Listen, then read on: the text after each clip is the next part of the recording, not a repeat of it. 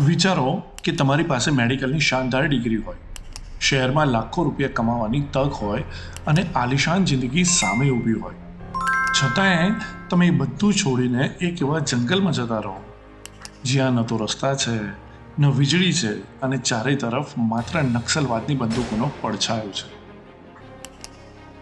આજે આપણે વાત કરવા જઈ રહ્યા છીએ એક એવા ડૉક્ટર દંપતીની જેમણે નક્સલવાદીઓના ગઢ ગણાતા છત્તીસગઢના અબુઝમાડ જંગલોને પોતાની કર્મભૂમિ બનાવી. આ વાત છે ડૉક્ટર રામચંદ્ર ગોડબોલે અને ડૉક્ટર સુનીતા ગોડબોલેની, જેમને તાજેતરમાં જ તેમની અજોડ સેવા માટે પદ્મ એવોર્ડથી સન્માનિત કરવામાં આવે છે. મિત્રો, છત્તીસગઢનો અબુઝમાડ એટલે એવો વિસ્તાર જેને અજ્ઞાત ભૂમિ કહેવામાં આવે છે. હજારો ચોરસ કિલોમીટરમાં ફેલાયેલા ઘનઘોર જંગલોમાં વર્ષો સુધી સરકાર કે વહીવટી તંત્ર પણ પહોંચી શક્યું ન હતું. અહીં રહેતા આદિવાસીઓ માટે નહોતી કોઈ હોસ્પિટલ કે નહોતી કોઈ દવા.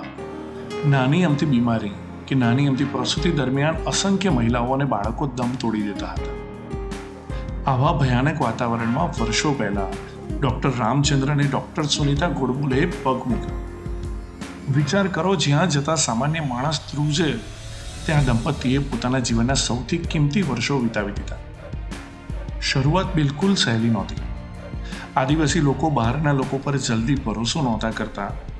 બીજી બાજુ નક્સલવાદીઓ એમને શંકાની નજરે જોતા હતા. પણ ગોડબોલે દંપતીનો ઈરાદો સ્પષ્ટ હતો. તેમને માત્ર જીવ બચાવવા હતા. તેમણે ઝૂંપડીઓમાંથી શરૂઆત કરી. કોઈ સાધન નહોતું, છતાંય તેમણે ટોર્ચના અજવાળે ઓપરેશનો કર્યા છે.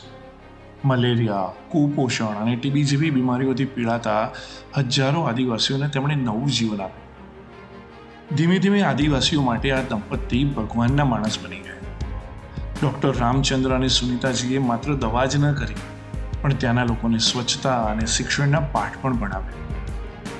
વર્ષો સુધી કોઈપણ જાતના પ્રચાર વગર, અખબારોની હેડલાઇન્સથી દૂર આ દંપતી જંગલમાં સેવા કરતું રહ્યું. પણ કહે છે ને કે સુગંધ ક્યારેય છુપી નથી રહેતી.